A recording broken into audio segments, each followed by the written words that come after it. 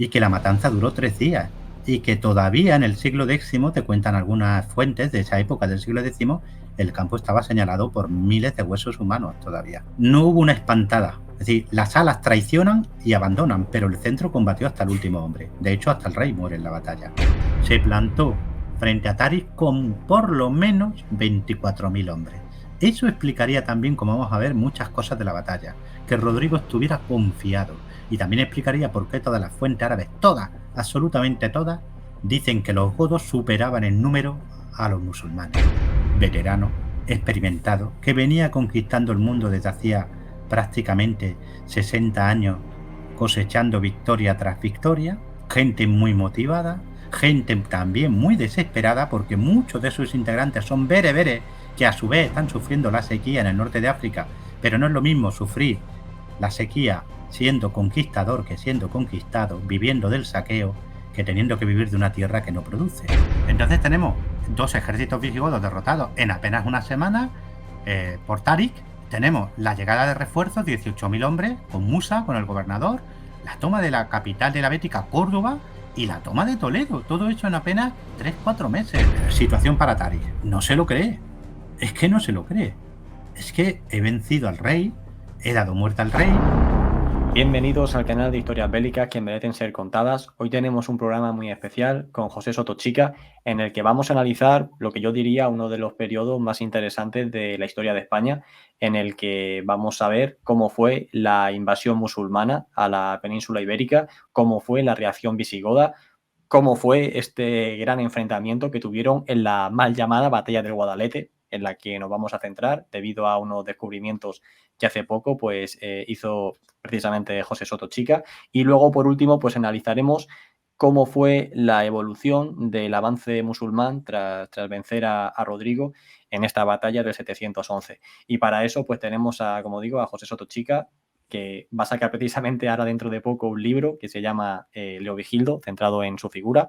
Y nada, pues un saludo y muchísimas gracias por venir. ¿Qué tal estás? Muchísimas gracias a ti, Sergio, por traerme de nuevo aquí a tu espacio con tus múltiples seguidores y hablar de lo que nos gusta, de historia bélica. Pues sí, porque ya hicimos, el último programa fue precisamente sobre la caída del Imperio Romano, haciendo alusión a tu libro, que lo tengo por aquí, de El Águila y los Cuervos. Para mí, un libro espectacular sobre la fase final de la caída. Creo que empieza en la batalla de Adrianópolis, si no recuerdo mal, ¿no? Por ahí empieza. ¿Sí? Y bueno, y deseando de leer también, como digo, el libro de Leovigildo. Pues te voy con la primera pregunta para ponernos un poco en contexto. Te quería Ujú. preguntar cómo era la situación en la península ibérica, concretamente del reino visigodo, antes de, pues eso, unos años antes de que llegaran los musulmanes. ¿Cómo era la situación aquí? Pues verás, precisamente hablando de Leovigildo, Leovigildo fue realmente el fundador del reino visigodo, ¿no? Estamos hablando de finales del siglo VI. ¿Por qué os digo esto? Porque a menudo veréis en vuestros manuales, en las enciclopedias, que hablan del reino visigodo en Hispania, pues desde la época de Ataulfo, desde el año 415. Esto no es cierto. Quien convierte a los visigodos en un poder y quien comienza la unificación de la península ibérica es Leovigildo, y a partir de él el reino no para de crecer y de fortalecerse. Sus sucesores, Recaredo, Sisebuto, Suintila, coronan este proceso de unificación, de manera que hacia el año 625 el reino visigodo se extendía sobre toda la península ibérica, lo que hoy sería Portugal y España, y sobre una parte de lo que hoy sería Francia, ¿no? En concreto la Galia Narbonense o Galia Sextimana, ¿no? Estamos hablando de un estado de 630.000 kilómetros cuadrados que tenía en torno a 5 millones y medio de habitantes y que hacia el año 680 era sin duda el reino más poderoso, más rico y más culto de Europa Occidental. No había nada parecido, ni los reinos franco-merovingios, ni los reinos anglosajones, de lo que hoy sería Gran Bretaña, ni el reino longobardo en Italia. Ningún estado del Occidente podía siquiera parecerse en fuerza, en esplendor, en cultura al reino visigodo. Claro, a partir de aquí, año 680, en el que se produce la caída del rey Wamba, pues se produce un declive rapidísimo. Si os dais cuenta, estamos hablando de que en 31 años ese reino superpoderoso del Occidente, el reino más poderoso del Occidente, va a ser conquistado en apenas 3-4 años por el califato omeya de Damasco. ¿Qué es lo que pasó? Ya los contemporáneos se lo preguntaron y lo achacaron al castigo divino, ¿no? Los godos se habían alejado de Dios y habían sido castigados. Nuestros historiadores durante mucho tiempo buscaron todo tipo de razones, luchas sociales, declive económico, etcétera, etcétera. Y hoy día estamos viendo nuevas posibilidades. Precisamente no hace mucho, la revista Nature Communication, un equipo de investigadores en el que yo también participaba, presentamos pues el resultado de una investigación que muestra cómo, a partir de análisis polínicos, más de 107 registros de toda la península y del norte de África, el análisis de espeleotemas, es decir, del análisis de los depósitos en cuevas, ¿no?, de radiación solar, etcétera, mostrábamos cómo justo ahí, en ese momento, se produce un periodo de aridez, de sequía brutal, probablemente el mayor en 5.000 años en toda la península, que evidentemente, en el contexto de un reino que, como todos los reinos de la época, se basaba en la producción agrícola, pues años de sequía producen hambrunas generalizadas, pérdida de población, las hambrunas a su vez debilitan a la población y favorecen pandemias, apareció la peste bubónica y claro, todo ello pues lleva pues a desarreglos y a enfrentamientos sociales y políticos. De manera que a partir del año 680 esa sequía, que se acompañaba además con una bajada de temperatura, la aparición de brotes de peste bubónica, finales del siglo VII e inicios del VIII, y la muerte del último de los reyes en el año 710, Witiza, que habían formado una suerte de dinastía, con su padre, su abuelo materno, etcétera, ¿no? Inesperada muerte desencadena una lucha también política por el poder, ¿no? Entonces tenemos todos los ingredientes, ¿no? En brevísimo tiempo se pasa de un cenit de poder a una situación complicada en la que el hambre provocada por la sequía y las malas cosechas, las muertes literalmente de cientos de miles de personas por los brotes de peste bubónica, las luchas sociales y, por supuesto, la lucha política. Es decir, tenemos todos los ingredientes para la disgregación, ¿no? Es en ese contexto del año 710 que el duque de la Bética, el reino visigodo estaba dividido en 8 grandes provincias, una de ellas era la Bética, a grosso modo lo que sería Andalucía, ¿no? El duque de la Bética, Rodrigo, de manera no reglada, es decir, ilegal, toma el poder, pero evidentemente no todos van a aceptar su poder. Los parientes de Witiza, en concreto sus hermanos o hermanastros, no lo aceptaban.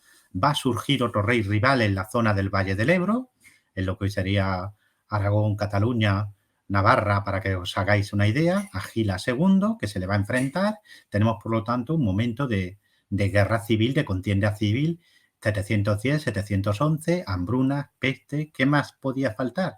Pues un invasor, un imperio en expansión. Y no hay imperio en expansión como el califato omeya de Damasco. En este momento, los ejércitos del califato omeya estaban ya en lo que hoy sería Marruecos, pero a la par estaban entrando en la India y se estaban abriendo camino por Asia Central en dirección a China. No hubo en toda la antigüedad y la Edad Media potencia semejante y claro, si enfrente lo que tienes es un reino en descomposición, con gravísimos problemas económicos, sociales, políticos, sometido a la hambruna, a la sequía, al frío, pues digamos que como buen depredador no te lo piensas mucho. Me gustaría preguntarte, en relación a esto que has dicho, si puedes analizar cómo era el sistema monárquico visigodo. Es decir, qué es lo que ocurría cuando moría un rey, si era por herencia, si era por elección y demás. Muy buena pregunta, muy buena pregunta. Aunque muchos reyes se esforzaron por establecer un sistema sucesorio, es decir, de padre a hijo, algunos lo consiguieron. Leovigildo, por ejemplo, que fue un auténtico señor de la guerra, logró que su hijo y que su nieto le sucedieran en el trono, pero lo cierto es que la monarquía visigoda termina consolidándose como una monarquía electiva. En el año 633, en el Cuarto Concilio de Toledo, en el Canon 75 de ese concilio, se establece perfectamente cuáles eran los derechos y deberes del rey hacia sus súbditos y de sus súbditos hacia el rey. No solo eso, se establece que nobles y obispos, en este momento los obispos muchas veces eran elegidos por el pueblo, nobles y obispos del aula regia, una suerte como salvando las distancias de parlamento, eran los encargados de designar al rey. Incluso podían deponerlo si el rey se volvía tirano e incumplía las reglas, las leyes, ¿no? ¿En favor de quién estaban esos obispos y nobles representando? Lo dice claramente el concilio. Spagnae Populi. De manera que la monarquía visigoda era electiva. Claro, esto nos puede parecer atractivo en nuestro contexto actual, ¿no? Estamos hablando casi de un sistema de monarquía, ¿no? Entre comillas, electiva, en la que el pueblo, con sus representantes, obispos y nobles, forma parte de ese, ¿no? de esa elección, ¿no? Pero en el momento en que estamos hablando digamos que era algo complejo, y la muerte de un rey suponía evidentemente luchas entre las distintas facciones nobiliarias para ver quién iba a ser el siguiente rey, ¿no? En cuanto un rey moría, se activaba el mecanismo de lucha, de disputa para saber quién sería el siguiente rey, y esto implicaba pues a menudo guerras civiles, conjuras, asesinatos, etcétera, etcétera, hasta que el nuevo rey conseguía consolidarse en el trono. A partir de ahí ya la monarquía volvía a marchar. ¿Qué quiero decir? Que tenemos una monarquía electiva con todo lo bueno que ello podía tener, pero también con todo lo malo. Claro, aquí se parte de que la gente se va a comportar de forma honorable y de Y que no se es va a así. respetar la decisión y demás, pero claro, esto es lo de siempre. Oye, ¿se puede elegir al rey? Pues si muere el actual y yo gano un poco de poder, y estoy en una, o sea, quiero decir, si hay un rey al cual podemos matar y en esa lucha que se va a generar posteriormente, yo ahora mismo soy el que más opciones tiene, porque mi provincia en este caso, ¿no? Si soy Claro, el gobernador de una provincia, me encuentro en una posición por encima de los demás y además lo sé, pues ahora es la mía, ¿no? Y entonces es relativamente fácil iniciar una guerra civil en este por contexto. supuesto. Fue lo que Ujú. pasó con don Rodrigo. Rodrigo era duque de la Bética. A finales de 709, o más bien en enero de 710, Witiza, que además era muy joven, tendría unos 25 años, muere de forma inesperada, ¿vale? No sabemos si asesinado, de muerte natural, no lo sabemos. Lo único que sabemos es que muere de forma inesperada. Evidentemente, se abre una lucha por el trono, y el duque de la Bética, Rodrigo, pues parecía que era el mejor colocado, se hace con el trono, pero no mediante, digamos, el proceso acordado, que era que la aula regia se Ujú. reunía, obispos y nobles, y elegían un nuevo monarca. No, no. Se hace manu militari, evidentemente, por lo tanto, su poder no era legítimo y era discutido por otros muchos nobles, como Agilas II. Es decir, tenemos un periodo de inestabilidad. Si los godos hubieran tenido 3 o 4 años para matarse, entre comillas, entre ellos, y que uno de sus eh, pretendientes al trono se consolidara, probablemente los musulmanes no habrían tenido la oportunidad que tuvieron, pero desembarcaron justo cuando todavía el reino visigodo estaba en plena lucha por el poder. Ahí está, como me surge otro paralelismo ahora, cuando Pizarro llega ahí, ¿no? A conquistar el Imperio Inca, ¿no? Algo parecido. Estamos en un Qué contexto. bueno, efectivamente, justo, justo. Bien, pues ya nos hemos puesto en contexto en el que tenemos un reino visigodo en España que está tocado por muchos sitios, como acaba de decir José. Y ahora vamos a la segunda parte, ¿no? Al enemigo, a Tarik, en el que, pues bueno, ¿cómo llega este hombre a la península ibérica? Porque aquí siempre bueno, yo por lo menos recuerdo, tanto en el colegio, en el instituto y en la universidad, este debate de vino por su cuenta, vino porque lo llamó el bando que quería derrotar a Rodrigo. ¿Puedes arrojar luz sobre esto? Claro que se puede arrojar luz.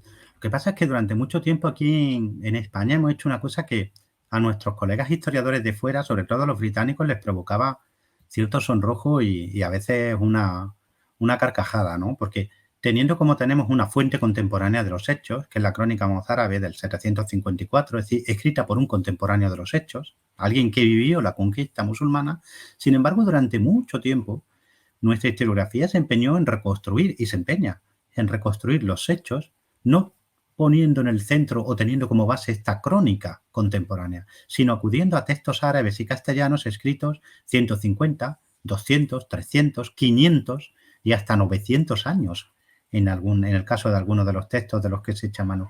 Es un auténtico disparate, pero el disparate hace que la manera de escribir, por ejemplo, que tenían muchos historiadores y geógrafos árabes, era darnos 4, 3, 4 y hasta 5 versiones de un mismo hecho. Y además, para ellos la historia tenía ante todo una utilidad, que era ofrecer pues una lección moral o consolidar pues las aspiraciones legales de tal o cual escuela o de tal o cual tribu sobre tal o cual cuestión, de manera que digamos que la historia se enriquecía con todo tipo de leyendas, historias piadosas, anécdotas que venían al caso para poder explicar algo posteriormente. Es decir, es muy difícil a partir de fuentes tan tardías establecer la realidad. Claro, el Tarik que emergía era un Tarik legendario, un Tarik que a veces era bereber, a veces era de origen persa, a veces era el fiel sirviente de su señor, Musa ibn Nusair, a veces era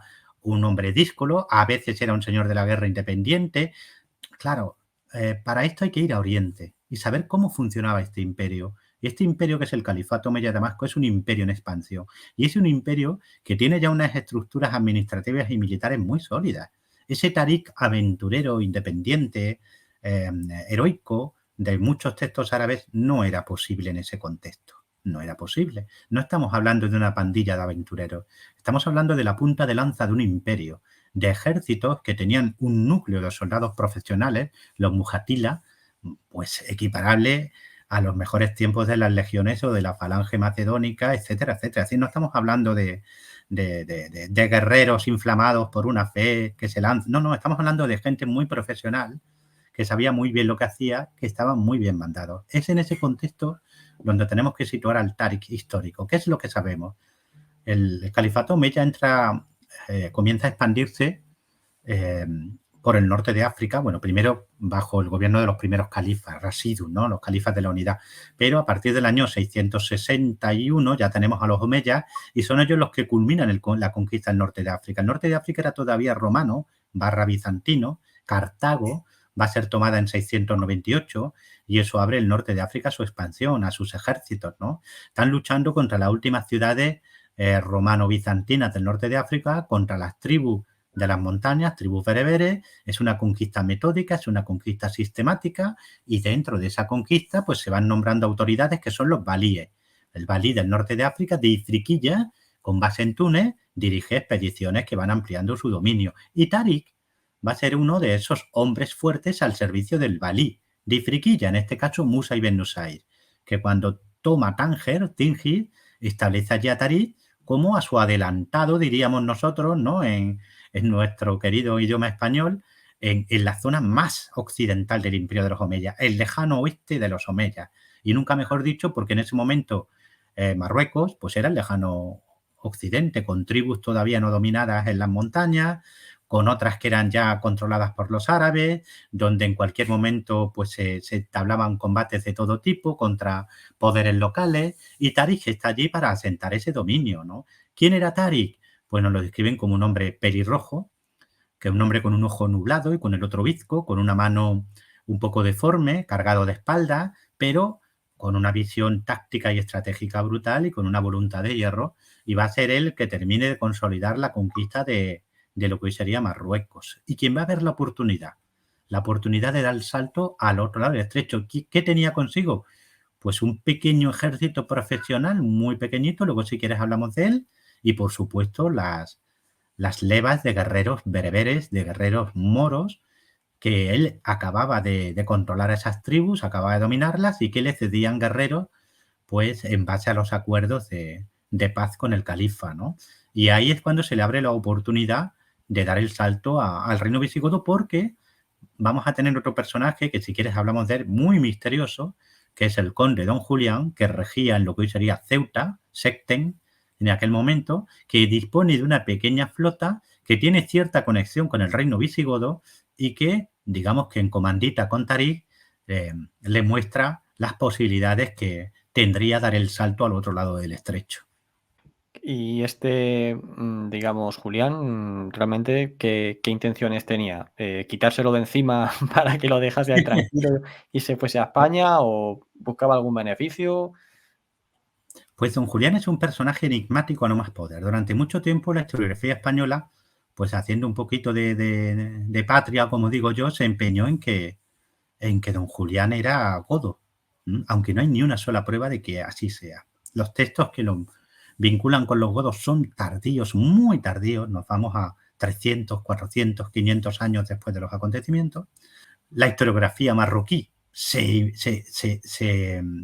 también digamos que se encabezona, ¿no?, en que sea bereber, porque es una manera también de nacionalizarlo, y sin embargo los textos primarios, los textos más antiguos, le dan el título de patricio, que es un título romano, o lo llaman directamente rum, romano, y le dan títulos como comandante del estrecho. ¿Qué es lo que sabemos? ¿Qué es lo que sabemos de cierto? Sabemos que mínimo hasta el año 685, mínimo, Ceuta estaba bajo dominio romano / bizantino. A mí me gusta decir romanos de Oriente, pero bueno, bizantino para simplificar, ¿vale? 685, a tan solo 26 años de la invasión de la Hispania visigoda, ¿vale? Sabemos, sin ningún género de duda, que Ceuta era bizantina en 685. Sabemos que el dominio bizantino sobre el norte de África se mantuvo mínimo hasta 698, porque Cartago solo cae en 698 y ciudades todavía bizantinas no fueron dominadas en la zona de lo que sería Argelia y Marruecos hasta 706, 708. Lo lógico, teniendo en cuenta que se le da el título de patricio y de romano en los textos más antiguos y más sólidos, es pensar que nuestro don Julián era bizantino y que fue el último estrategos del tema sectenciano, del tema de Ceuta, que aparece en una carta que el emperador Justiniano II le envía al Papa Juan V el año 685. Eso es lo lógico, ¿no? Eso es lo lógico. ¿Qué es lo que pasa con este señor?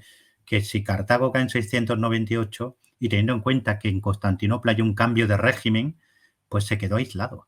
Probablemente buscó primero el apoyo de los godos, de Witiza, y cuando Witiza muere inesperadamente en 710, pues decidió bueno, que dado que no iba a llegar ayuda desde los visigodos porque estaban enzarzados en una guerra civil, que lo mejor era buscar un acuerdo con los nuevos conquistadores, facilitarles el paso a ver si se estrellaban al otro lado. Probablemente esa fue la jugada de don Julián. Mira, os facilito el paso, pero me dejáis en posesión de mi pequeño enclave, ¿no? A favor de esto también están los nombres de los hijos de don Julián, que son claramente armenios. Muchos armenios estaban al servicio del imperio y muchos terminaron en el norte de África. En fin, es un personaje oscuro, pero para mí, que fue bizantino, para mí que fue el último estrategos del tema sectenciano y para mí que fue un hombre calculador que pensó en el provecho de su pequeño mundo, Ceuta, Algeciras, básicamente, ¿no? A ambos lados del estrecho, y en que le pasara por encima la ola de la conquista sin que le afectara mucho. Y la teoría entonces de que realmente quien llaman a Tarik fueron los herederos de Witiza o de alguna forma los que se estaban enfrentando con Rodrigo, que lo llamaron como aliado para derrotar a Rodrigo, ¿a esta otra teoría le da validez? Esta teoría se basa en un hecho real. Volvemos a la única crónica contemporánea de los hechos. Solo tenemos un testimonio directo, ¿vale? Ese testimonio directo, que es el de la mozárabe escrita en 754, por eso la llamamos así, no conocemos al autor, es anónimo, ¿no? Lo que nos dice es que Rodrigo, cuando va a la gran batalla contra Tarek, se vio traicionado por 2/3 de su ejército. Sabemos que Rodrigo había tomado el poder de forma ilegítima. Y sabemos también que los parientes de Witiza, del último rey, estaban en oposición a Rodrigo. Por lo tanto, a partir de aquí, posteriormente, siglos más tarde, se va generando la idea de que los hijos de Witiza, que no eran sus hijos, ¿vale? Lo que sí sabemos por la crónica mozárabe es que Opa era hermano o hermanastro, no hijo de Witiza. ¿Por qué? Porque Witiza muere con 25 años. No podemos imaginarnos a sus hijos si los tuvo en la batalla en 711.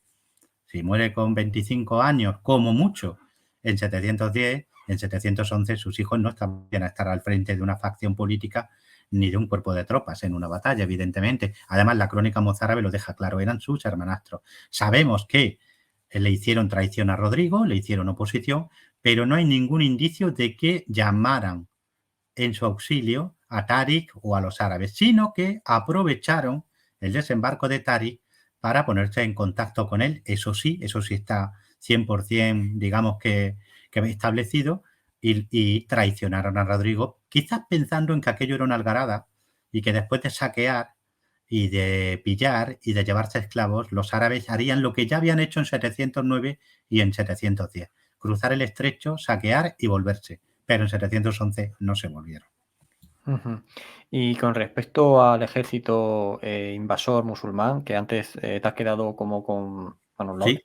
has dicho de dejarlo para después. Te lo digo porque según en fuentes, lo tengo por aquí apuntado, lo estaba buscando antes, hay fuentes que hablan desde que se cruzó el estrecho con 15.000 soldados hasta solo 2.000. O sea, hay un baile muy grande y, Sí, en primer lugar, no sé a qué se debe, pero 2.000 soldados, no sé, parece que son pocos, ¿no? sí, es ridículo.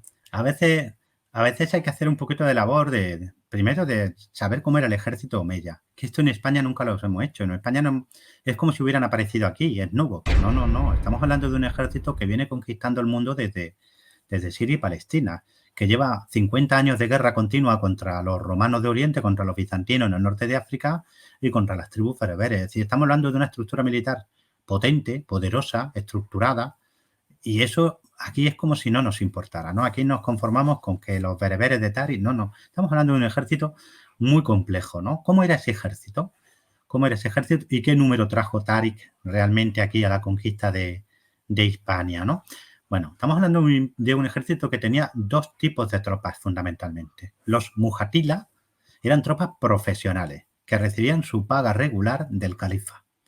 Estas tropas formaban, ante todo, como lanceros, en orden cerrado, en infantería, solían colocarse en un tipo de formación que ya veremos cuando lleguemos a la batalla, que se llama Hamish, y que básicamente eran cuadros de infantería cerrada, escudo con escudo, lanzas hacia adelante, organizados en 3 filas de profundidad, sufú, que se iban relevando en el frente de batalla, ¿vale? Esos eran los mujatila. También había mujatila que eran arqueros. El arco largo árabe era como el arco largo inglés, un arco de 2 metros, un arco simple, de curvatura simple, pero de 2 metros de envergadura, potentísimo, ¿no? Pues esos eran los mujatila.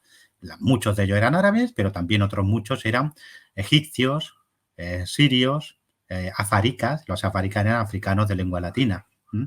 Y a ese cuerpo de tropas escogido, que luego vamos a ver el número que trajo con el Tarik, ¿no? Se le sumaban contingentes guerreros tribales, que podían ser de tribu árabe, pero sobre todo en el caso que aquí estamos viendo eran contingentes tribales proporcionados por la recién dominada, en muchos casos apenas islamizada o nada islamizada, tribus bereberes del norte de África y sobre todo de lo que hoy sería Marruecos, que proporcionaban el grueso de la tropa. ¿Cómo era esa tropa?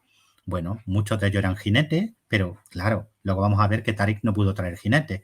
Jinetes ligeros, ¿vale? Sin armadura, que peleaban pues con venablos y con espadas cortas, y también infantería muy ligera, muy desorganizada, muy brava, muy combativa, pero con escasa formación y muy mal equipada. Esos eran los dos tipos de tropas fundamentales de un ejército de la época en el norte de África. ¿Qué efectivos tenía Tarik? Si se hace una buena confrontación de las fuentes que tenemos, tanto de la mozárabe como también de las fuentes árabes, podemos establecer con bastante fiabilidad el número de tropas y su característica.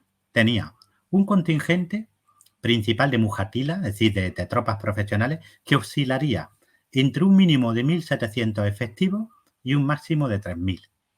Eso es las tropas profesionales, ¿no? Vamos en torno a entre 2 y 3.000 efectivos para redondear, llevó Tarik consigo de ese tipo de tropas.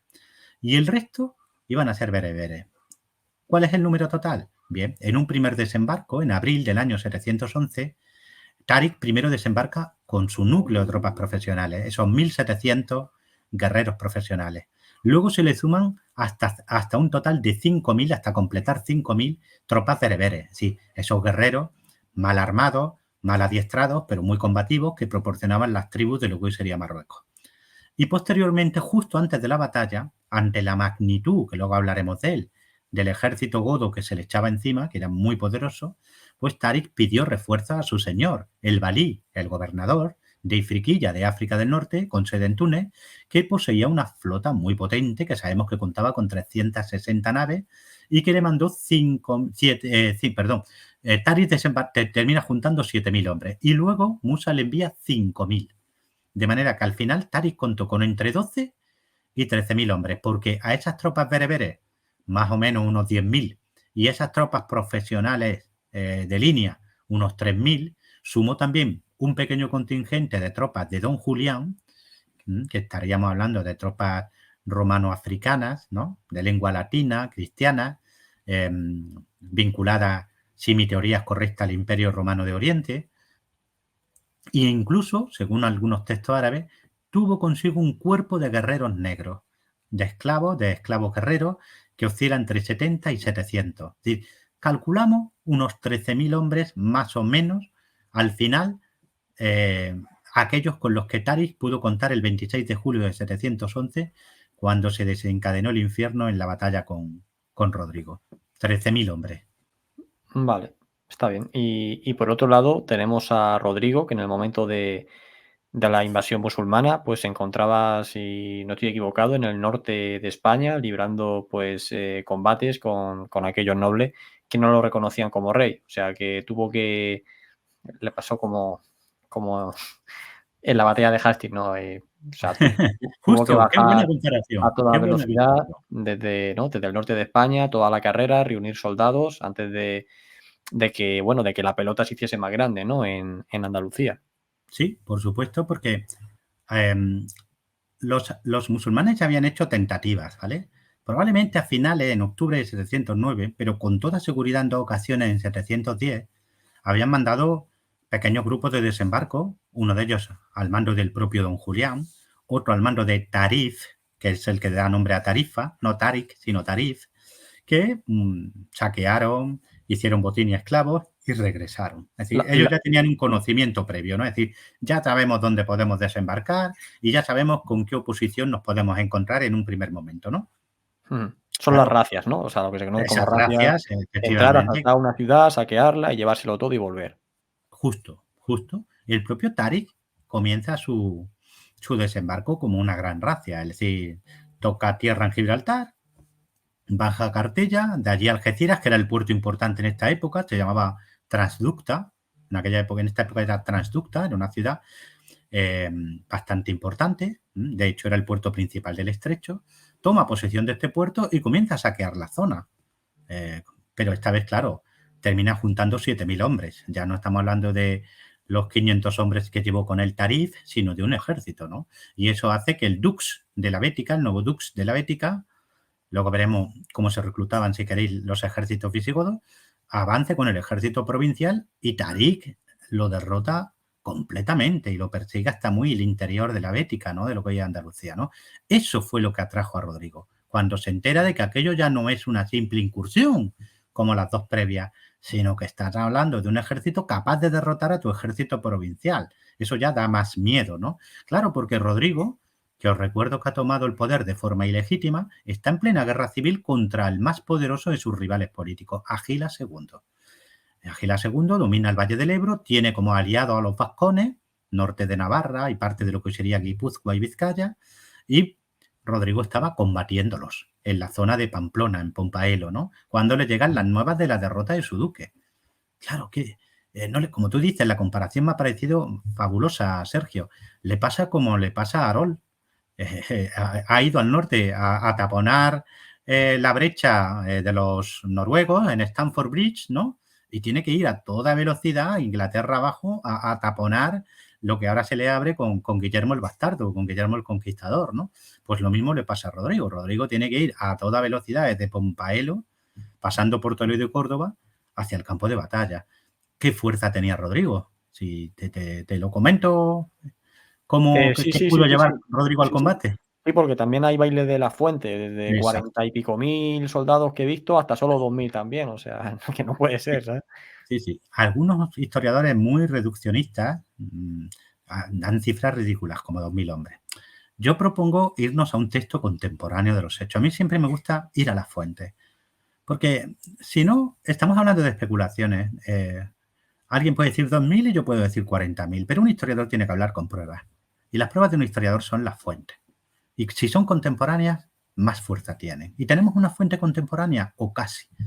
En el año 673, si no me falla la memoria, que creo que no me falla, el rey Wamba, el último gran rey visigodo, se vio enfrentado a una campaña en el norte de Hispania, justo donde estaba peleando Rodrigo, contra los vascones, en la zona de lo que sería Navarra, Álava, La Rioja. Ahí estaba combatiendo, ¿vale? Año 673, estamos hablando 38 años antes de que Rodrigo se enfrentara a Tarik, es decir, estamos hablando de un tiempo bastante cercano. Bien, justo en ese momento se le sublevaron una serie de condes en la Septimania, es decir, en la Galia Goda y en la Tarraconense. De hecho, él envió a uno de sus duques a que aplastara esa sublevación y a ese duque que había enviado se le subleva también. Es decir, estamos hablando de que nuestro rey, Wamba, se le subleva la Tarraconense. Os recuerdo que Agila II, el rival de Rodrigo, estaba en la Tarraconense. Se le subleva la Septimania y además una parte considerable de su ejército se pasa al enemigo. Bien, el contemporáneo Julián nos hace el siguiente relato de esa campaña. Wamba, después de derrotar a los vascones en tan solo 7 días, se lanza a aplastar a los rebeldes río Ebro abajo. Destaca por delante a 3 turmas, quedémonos con esta palabra, turma, ¿vale? 3 turmas, turmas que rodean, aíslan y aplastan a los rebeldes de la Tarraconense. Conquista Tarraco, conquista Barcinona, es decir, Barcelona, y luego envía por delante, divide a su ejército en 4 turmas principales para que crucen los Pirineos. Y destaca otra sección de su ejército en una flota para que haga operaciones anfibias. Y él, con un último cuerpo, va a retaguardia, es decir, 4 cuerpos por delante, un cuerpo naval y el que acompaña al rey. Bien. Aplastó la sublevación y venció a los rebeldes y a sus aliados francos y sajones de forma rapidísima. Y además nos proporciona una cifra. Después de enviar esas 4 turmas por delante, el rey destacó a 10.000 hombres para que las reforzaran. 10.000. ¿Vale? Bien, vamos a hacer números. ¿Qué es una turma? Algunos historiadores dirán, una turma es un cuerpo de caballería. Sí, eso en época romana, ¿vale? Pero el modelo del ejército visigodo es el bizantino. Y el texto de Julián deja claro que esas turmas iban al mando de duques. Bien, en el contexto bizantino, una turma tenía de 2 a 3.000 hombres. Y, casualidad, la mandaba un duque, un turmarca / duque.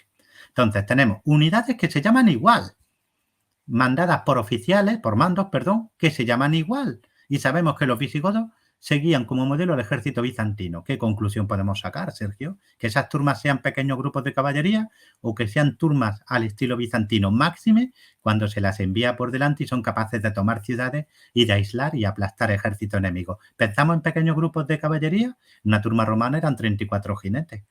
¿Eso van a ser las turmas de nuestro relato contemporáneo de de San Julián? No tiene mucho sentido, ¿verdad? Ahora, si asignamos a esas turmas el número de efectivos de una turma bizantina del momento, bajo el mando de un duque, tendríamos 4 turmas de 8 a 12.000 hombres.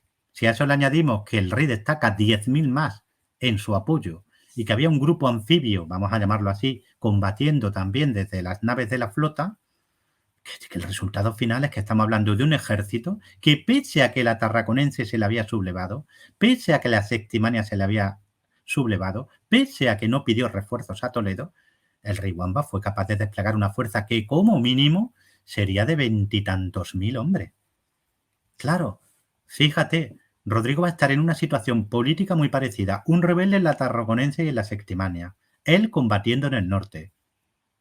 Y habrá que pensar que Rodrigo, como poco, teniendo en cuenta que sí pudo recoger refuerzos en Toledo y en Córdoba, pudo poner en el campo de batalla un contingente similar al que el Wamba pudo tener en 673.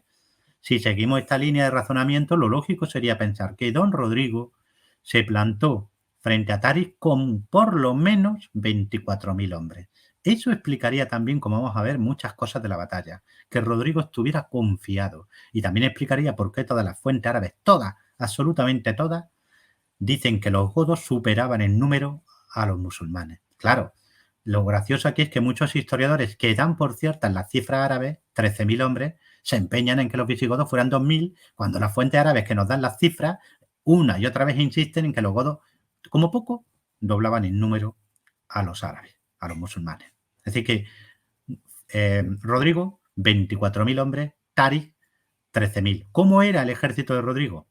Tenía un núcleo de tropas muy buenas, que era la caballería, de origen noble, con cuerpos especialmente poderosos, como los espatarios, o como aquellos que formaban los gardingos, que eran nobles al servicio del rey, caballería pesada, caballería de lanceros, ya se peleaba con lanza a una mano, caballos resguardados con testeras, con capizanas, con petreles, es decir, acorazados en su cuello, en su cabeza y en sus cuartos delanteros, y guerreros dotados de armadura de cota de malla, lanza larga, venablos, dardos arrojadizos, pero no arcos. Esta caballería no usaba arcos.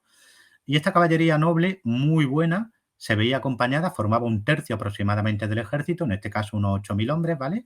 Y luego estaba la infantería. La infantería era todo lo contrario, un desastre.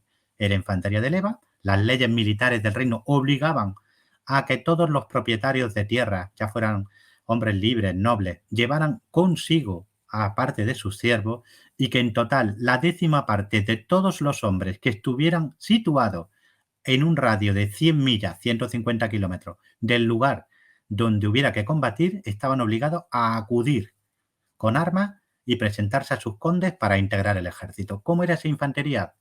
Pues en su inmensa mayor parte, gente muy mal armada, sin adiestramiento alguno. Imaginaros, muchos de esos infantes iban al combate con un garrote, con una lanza, con una escrama, que era una especie de cuchillo largo de un solo filo, una espada corta de un solo filo. Muy pocos de ellos llevarían un caparacete de cuero. La mayoría también irían con alguna honda, pocos llevaban arcos. Es decir, infantería bastante irregular, bastante mal armada, que serían 2/3 del ejército visigodo, 24.000 hombres, 8.000 jinetes, a grosso modo, 16.000 infantes muy mal armados. Te he puesto antes la comparación con lo que pasó con Harold en el 1600, en el 1066, porque desconozco ahora mismo si el avance de Rodrigo fue rápido o no, o sea, si bajó a toda velocidad como le pasó a Harold, por el tema de que eso pudo influir en que sus tropas llegasen cansadas, o si por el contrario se tomó su tiempo y fue poco a poco, juntando un ejército antes de enfrentarse contra los musulmanes. Las fuentes insisten en que fue rápido. La comparación me gusta mucho la que haces, porque fue lo mismo. Es decir, estamos hablando que de Pamplona a la zona donde se dio finalmente la batalla, muy cerca de Tarifa y Algeciras, estamos hablando de 900 kilómetros, a grosso modo.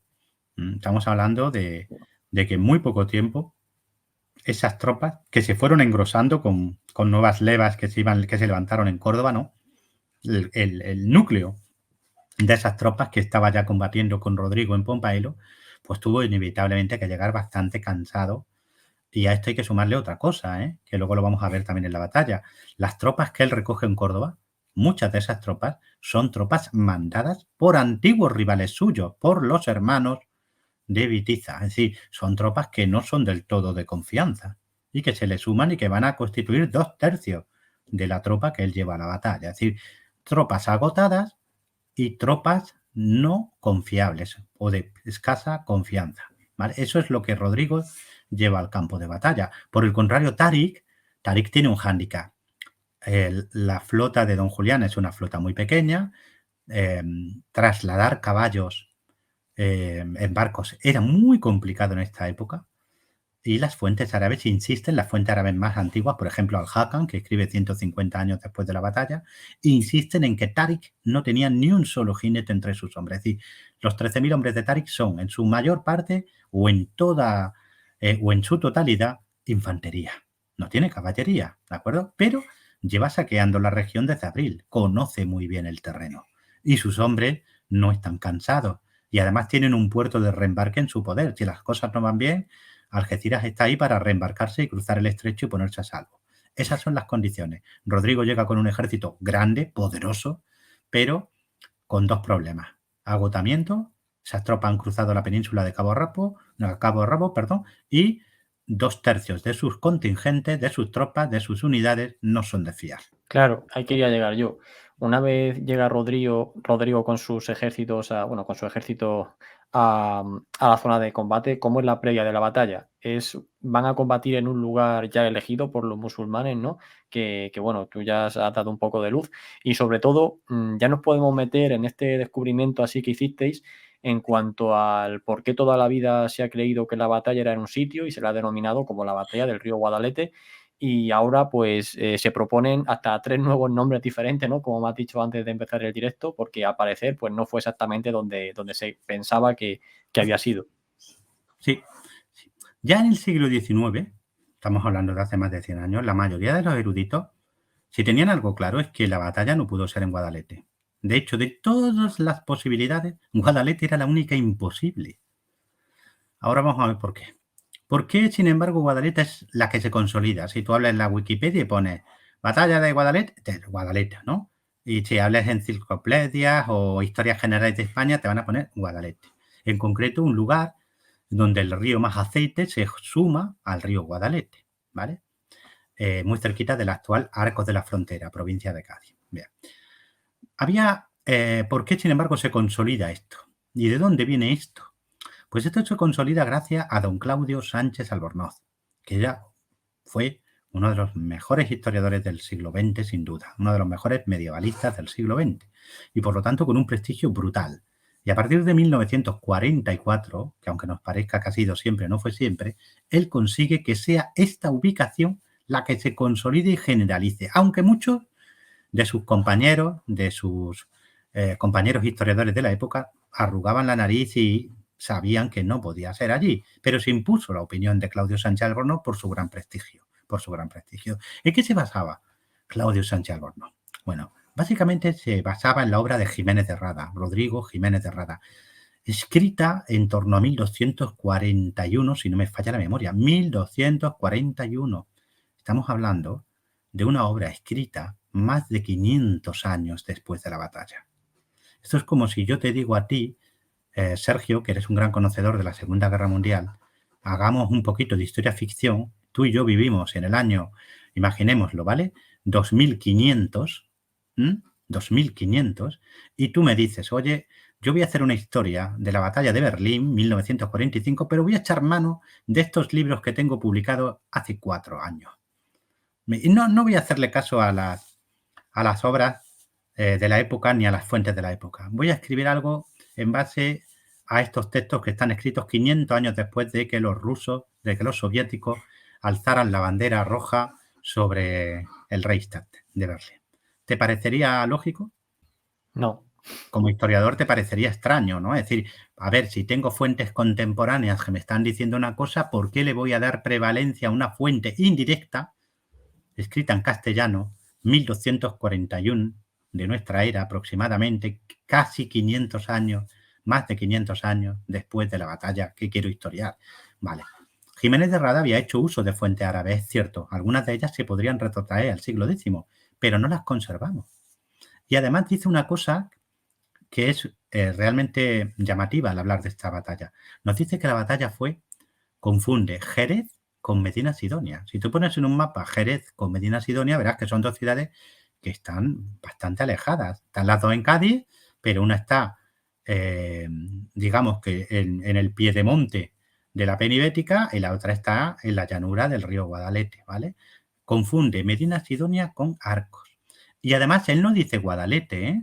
Él dice que la batalla fue en el río Bedelac, terminado en C, o Benelac, terminado en C, ¿vale? Con V, a veces con B, porque los copistas van a ir cambiando ese Bedelac en Badalat, Badalat, Guadalat, Guadalet, Guadalet al final. ¿Cuándo aparece Guadalete o Guadalet?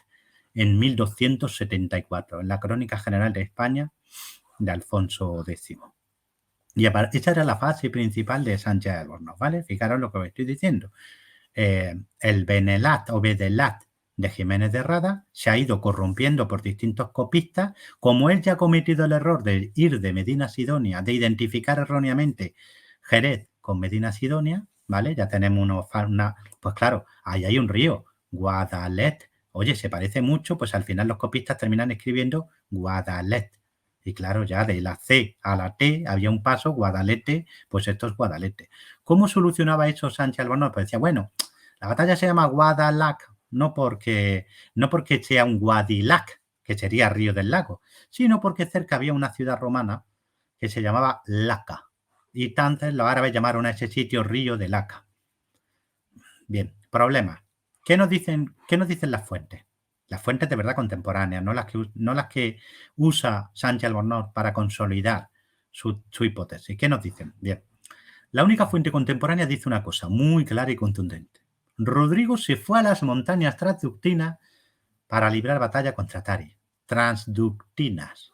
¿Qué son las montañas transductinas? Bien, transducta es Algeciras. Las montañas transductinas son las montañas de transducta de Algeciras.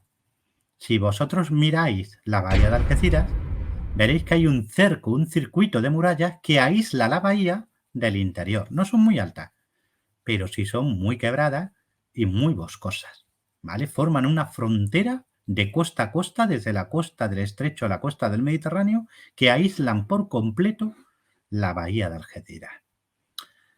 Son estas montañas y no pueden ser otras. Algunos autores dicen, bueno, pueden ser pues tal promontorio cerca de Bolonia, o lo mismo es Gibraltar. No, si fuera Gibraltar hablaría de promontorio transductino en singular, y dice, sin embargo, montañas transductinas en plural. Y además, la propia crónica, en una entrada posterior, te dice claramente que para ir de Córdoba a Algeciras tú tenías que atravesar las montañas transductinas, cosa que no hay que hacer si Gibraltar fuera la montaña transductina, o si lo fuera Tarifa, o si lo fuera Bolonia.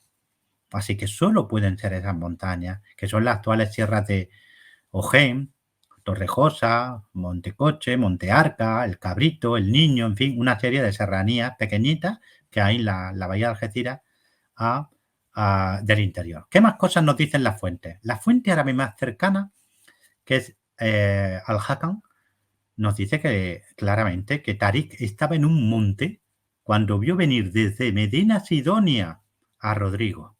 Y también nos dice que había un río al cual Tarik le puso el nombre de su concubina, Wadi Hakim, ¿vale? En otra de las entradas dice que el río se llamaba Beca. Bueno, Beca no, perdón. Wadi Hakim. Beca nos lo dice otro autor árabe posterior.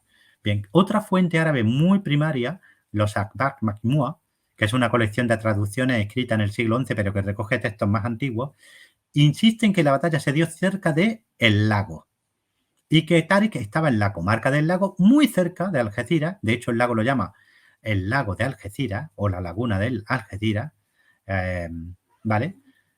Cuando vio venir desde Medina Sidonia a Rodrigo. Bien, ya tenemos una serie de elementos, ¿verdad? Un monte donde estaba Tarik, Medina Sidonia, por allí venía Rodrigo, se le veía desde ese monte, hay un río y hay un lago. Y ese lago es el lago de Algeciras. El único sitio que puede coincidir con eso es la laguna de la Janda, hoy desecada.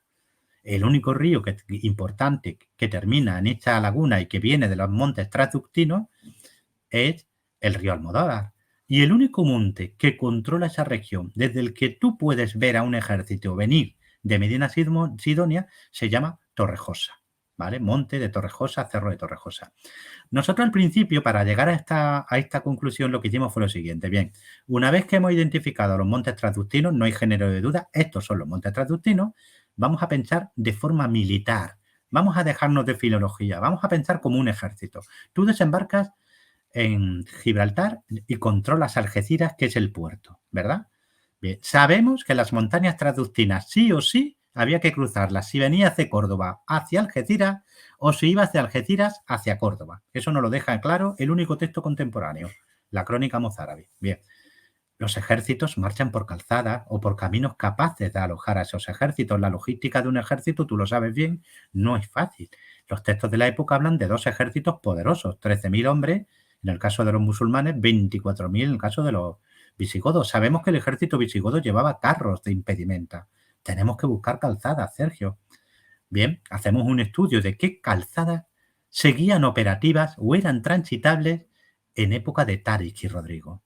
Solo 3 cruzaban los montes transductinos en la época de esta batalla. 3.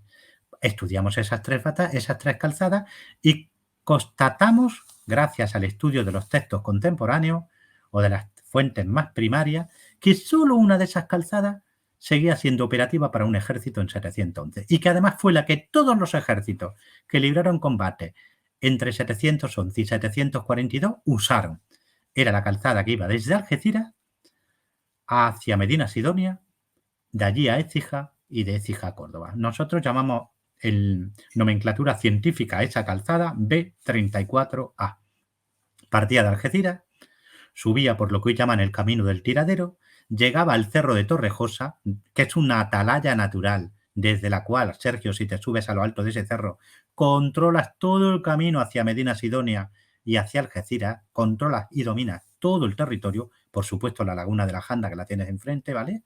Allí se cruza esa calzada que viene de Algeciras con la que viene de Sevilla y Cádiz y sigue hacia Medina Sidonia. Es un cruce de calzada, ¿vale? Pues evidentemente tú lo sabes cómo son los ejércitos, qué es lo que controla. Controlan las vías de comunicación porque son la sangre por donde fluye la logística y lo que trata es de tener una posición fuerte que te permita enfrentar a un enemigo, sobre todo cuando ese enemigo es mucho más numeroso que ti. Entonces, Guadalete, imposible. Si tenemos un río que desemboca en un lago que se llama Lago de Algeciras, ¿vale? El Guadalete, ¿dónde desemboca? En la bahía de Cádiz, no en la laguna de la Janda.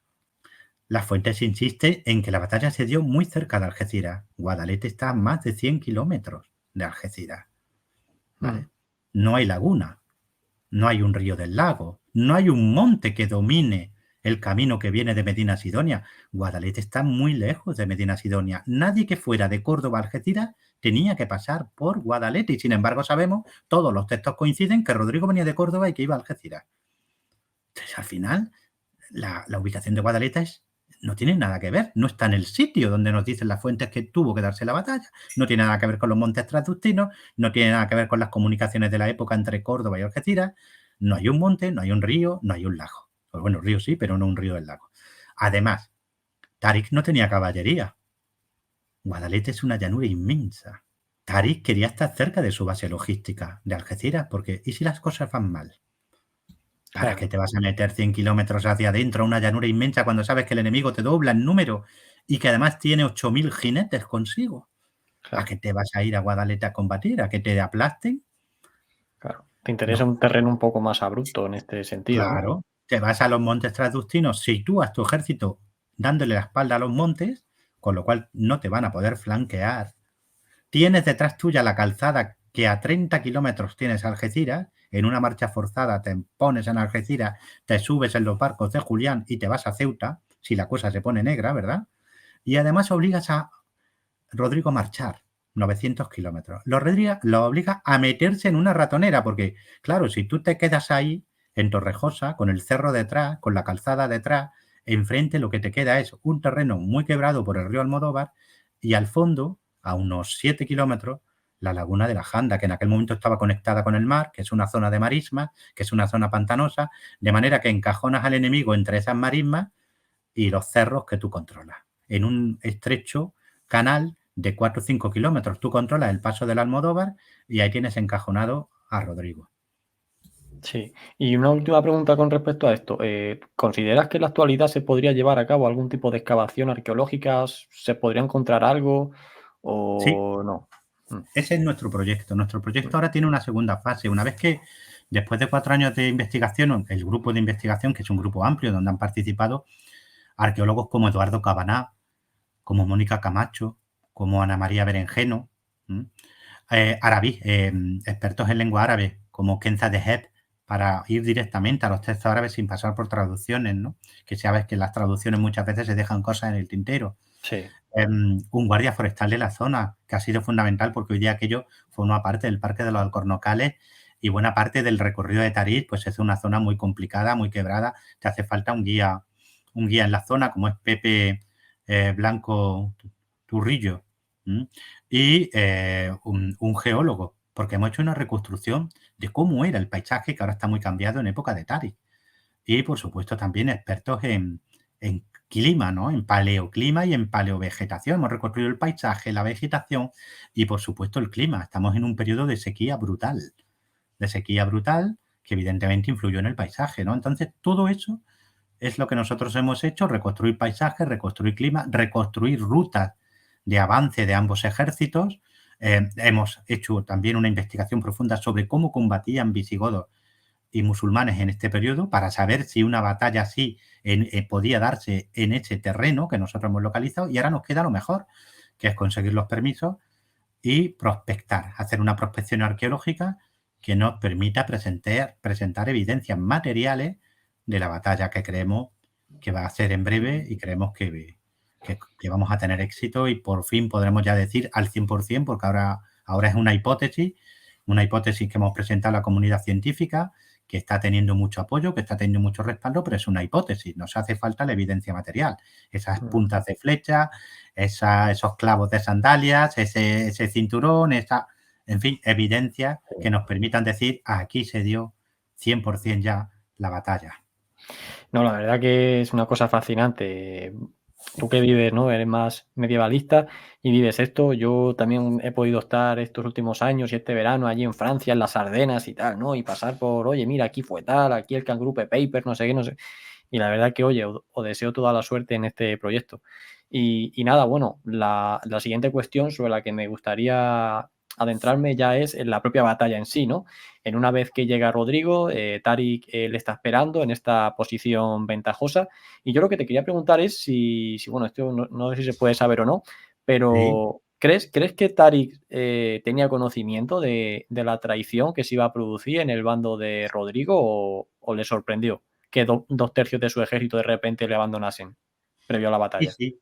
Las fuentes primarias nos dejan claro que Tarik va a, digamos que va a hacer una labor de inteligencia en el campo enemigo.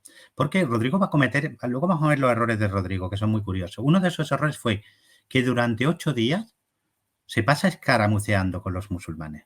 Sí, combates singulares, pequeños tanteos, 8 días ejército frente a ejército. Cuando tú tienes, Rodrigo solo tenía dos ventajas. Una caballería muy poderosa, de excelente calidad. El enemigo no tiene caballería, ni buena ni mala. Primera gran ventaja. Segunda gran ventaja, el número. Doblo al enemigo en número, a grosso modo. Desaprovechan más ventajas haciendo dos cosas. Dando batalla donde el enemigo ha elegido darla. Luego veremos por qué Tarik justo ahí y no en otro sitio. Qué ventajas tácticas le daba el terreno a Tarik, ¿no? Es decir, acepta el lugar que le brinda el enemigo y luego, en vez de decir, bueno, pues vamos a lanzarnos, a no darle tiempo, vamos a presionar desde el minuto 1 que tenemos la ventaja numérica. No, no. 8 días tanteando, combates, tanteos, etcétera, pero sin batalla general. ¿Qué pasó, según las fuentes, durante esos 8 días? Que los descontentos del campo de Rodrigo, los capitaneados por los hermanos, no los hijos, como dirán posteriormente las fuentes más tardías, sino los hermanos, Opas y Siseberto, de Vitiza, que estaban en contra de Rodrigo, que habían tenido que plegarse a Rodrigo, pero que no lo seguían de buen grado, contactan con Tarik o Tarik con ellos, eso no queda claro, y llegan a un acuerdo. El día de la batalla general, las alas, que las vamos a capitanear nosotros, hacen defección. De manera que la superioridad numérica de Rodrigo se va al garete, claro. Si tú tienes 24.000 hombres y 16.000 se te van en el momento crucial, pues te quedas en inferioridad. Claro, y ya a partir de ahí, que todo esto surge cuando ya están desplegados en el campo de batalla, imagino que, bueno, no le tendría que costar mucho a los musulmanes vencer a Rodrigo, porque también sería un golpe para la moral de los, iba a decir de los cristianos, en vez de los, pero bueno, Sí, eh, sí, pues en este momento sí, eran sí, cristianos y 100%. ya me meto en el lenguaje ya posterior, pero que te quiero decir que debió de ser un golpe moral para los visigodos completamente demoledor, en el que ya dicen, bueno, ¿y ya cómo afrontamos ya esta batalla? Sí, y Creo que lo sin rodearon, embargo, ¿no? Y los lo mataron a rodearon casi por todos. completo. Ahora, si quieres, vemos la batalla en detalle, Sí. pero lo curioso, lo llamativo, lo épico, es que el centro del ejército visigodo, el que comandaba el rey, esos 8.000 hombres, esos aproximadamente 2.000 3.000 jinetes y 5.000 6.000 infantes, no dieron la batalla por perdida. La batalla fue durísima. De hecho, los árabes insisten en que estuvieron a punto de perderla y que la matanza duró 3 días y que todavía en el siglo X, te cuentan algunas fuentes de esa época del siglo X, el campo estaba señalado por miles de huesos humanos todavía. Es decir, no hubo una espantada. Es decir, las alas traicionan y abandonan, pero el centro combatió hasta el último hombre. De hecho, hasta el rey muere en la batalla. Es decir, la moral tuvo que ser espantoso el golpe, moralmente hablando, pero por alguna razón, por desesperación, por valor, por lo que sea, el centro peleó hasta el último hombre. Y una vez que derrotan a Rodrigo, ya aquí cambia todo porque no sé hasta qué punto Tarik esperaría esta victoria militar, que si bien ya se lo puso difícil un tercio del ejército, está claro que si hubiera estado el ejército completo luchando como luchó este tercio, pues difícilmente, ¿no? Se hubiese producido esta derrota. Y no sé, o sea, quiero decir, ante esta nueva visión que Tarik se encuentra, esta ante nueva situación en la que sale Sí. victorioso, para él debió de ser, bueno, complicado tomar la siguiente decisión de decir, bueno, ¿y ahora qué? No nos esperábamos esto. Yo lo comparo Sí, yo lo comparo, fíjate que estamos hablando de una fuerza muy pequeña, es decir, Tarik tiene consigo 13.000 hombres. Sabe ya, porque lleva varios meses saqueando el sur, que aquello es muy grande. Tiene informes buenos. El conde don Julián conocía bien la península ibérica. Es decir, sabe que se está enfrentando a un reino muy grande, muy poblado, muy sólido. Es decir, Tarik sabe que ha derrotado al ejército visigodo, ahora sí que vemos en detalle la batalla, pero evidentemente tuvo que tener un arrojo bestial. Yo lo comparo con Hernán Cortés, es decir, es un hombre que al frente de una tropa muy pequeña se mete hasta el corazón de un reino. Ahora si quieres lo vemos en detalle, pero lo de Tarik es de épico total también, ¿no? Porque Tarik, como te he dicho, el 18 de julio, que es cuando empiezan, 18-19 de julio, que es cuando empiezan los enfrentamientos entre ambos ejércitos, no las tenía todas consigo. Porque, claro, Rodrigo viene de Córdoba, ha llegado a Medina Sidonia, que era la ciudad clave, ¿no? La que controlaba todas las rutas hacia el interior. Desde Medina Sidonia salía la calzada que iba a Sevilla y la otra calzada que te llevaba a Écija y Córdoba, ¿no? Ha dejado allí su impedimenta, ha bajado esos pocos kilómetros que ya lo separan del campo de batalla, ha colocado a su hueste, dándole la espalda a la laguna y a las marismas de la Janda. En ese momento, Tarik, que estaba en Torrejosa, que es un cerro que controla toda la región, que es digamos que es una posición fortísima, manda a desplegar su ejército en el llano que tiene debajo.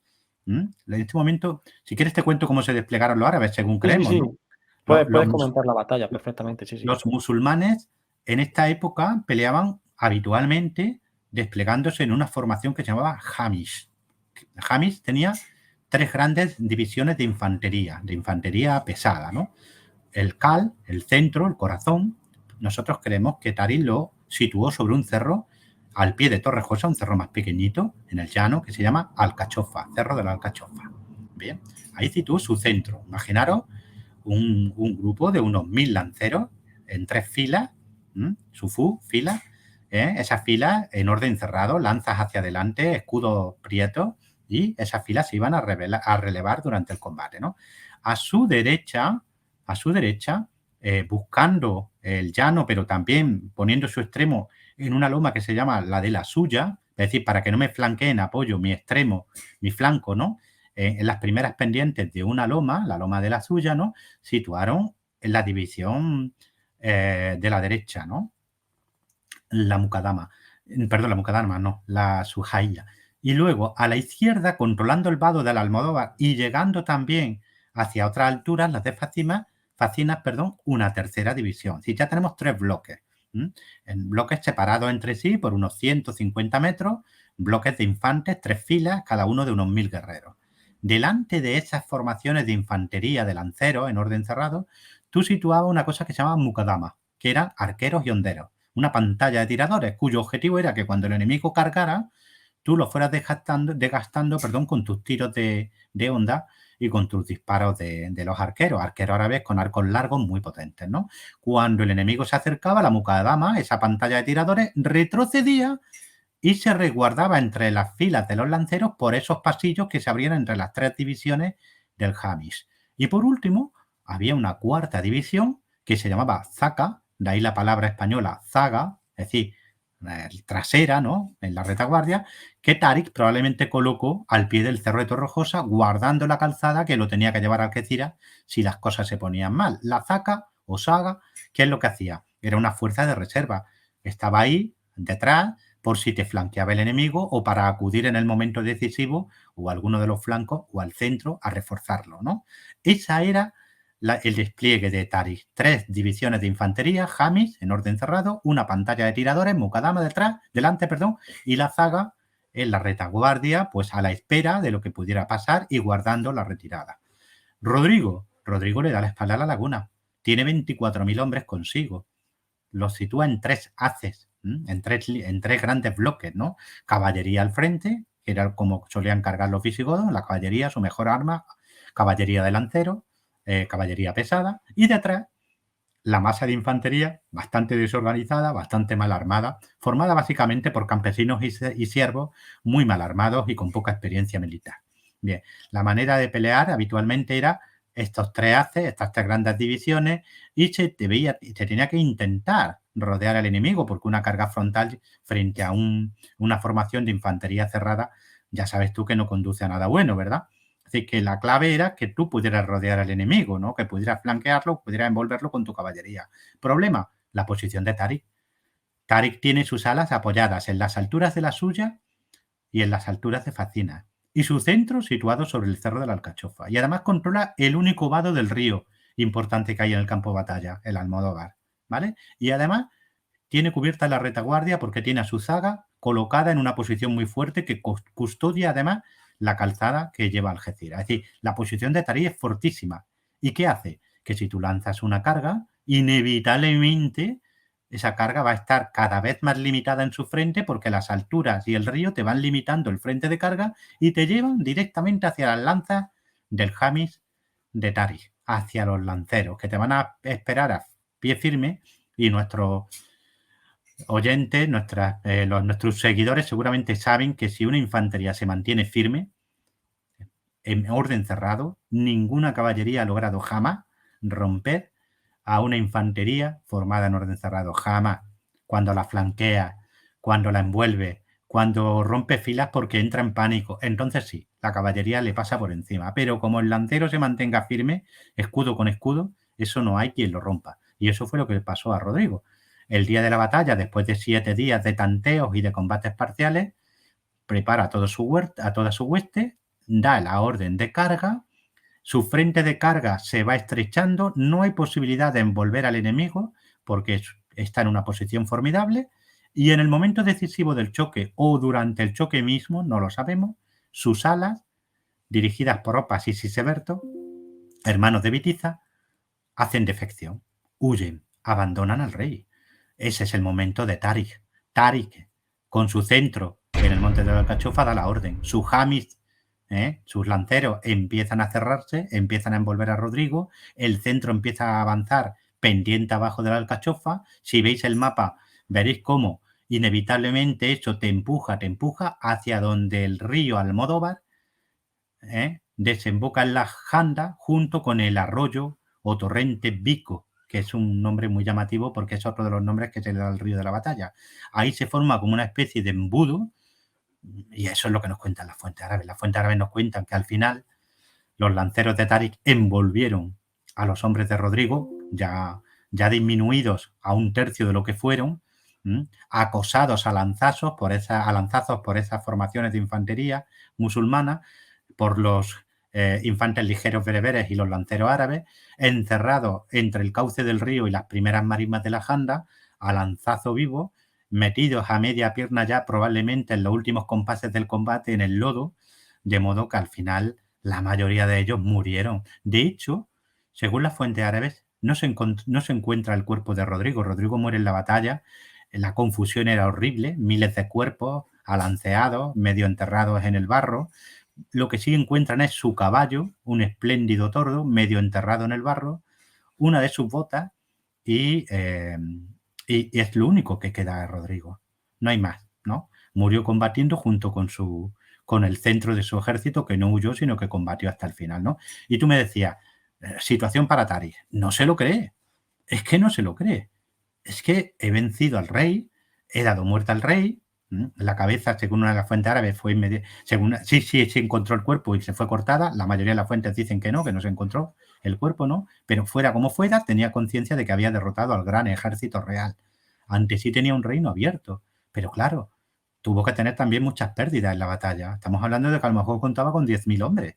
¿Te vas a meter en un reino de 630.000 kilómetros cuadrados y 5 millones de habitantes? Pues allí que fue, porque Tarik es de esos generales que dicen, aquí lo que importa es golpear duro y la sorpresa. Tengo la sorpresa, nadie se esperaba esto, voy a golpear duro. Ese mismo día, el día después de la victoria, Tarik hace un movimiento de flanqueo y se planta en Medina Sidonia. Toma Medina Sidonia y continúa hacia Écija. En Écija se va a dar una segunda y durísima batalla, que Tarik va a volver a ganar. Y a partir de ahí es el fin. Córdoba es tomada, Córdoba es la capital de la Bética, es tomada por uno de los subordinados de Tarik, y el propio Tarik se va en dirección a Toledo. estamos hablando del año 711, todo eso en 711. Que un ejército invasor se plante, si no en Toledo, que creo que no, sí en las cercanías de Toledo. A ver, está claro que por un lado el golpe a la moral visigoda fue descomunal, porque estamos hablando de que han matado al rey, de que han perdido una batalla que no podían perder y demás. Y bueno, pues la gente se asusta, pero recibió refuerzos en primer lugar Tarik para seguir avanzando, porque claro, estamos hablando de que las dos alas que desertaron, que sí que es cierto que llegaron a un pacto con él, pero a lo mejor el pacto no fue que continuase avanzando, porque imagino que los que Sí, traicionan a Rodrigo tendrían la intención de quedarse ellos con el control del reino visigodo, ¿no? No que viniera Tarik a quedarse con su reino. Entonces, pues eso, ¿no? Bueno, ya has comentado que hubo una segunda batalla. No sé si puedes comentar entre Écija. quiénes fueron Ujú. y Sí, qué sí, fue sí. de los que traicionaron a Rodrigo, porque claro, imagino que no le daría gracia verlo avanzar a Tarik. Claro que sí. Qué buena pregunta. Es que es así.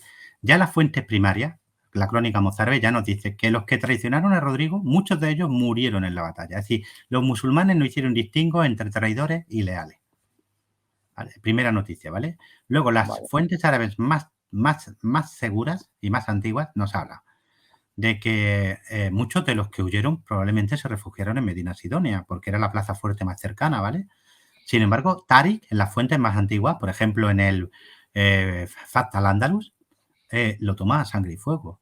Y también nos dicen las fuentes más antiguas y seguras, como el Aghdab o como las recogidas por Al-Makari, de que en Écija, la siguiente batalla que se da, un par de semanas más tarde, allí lucharon los que habían sobrevivido a la batalla y las tropas que pudieron reunirse allí.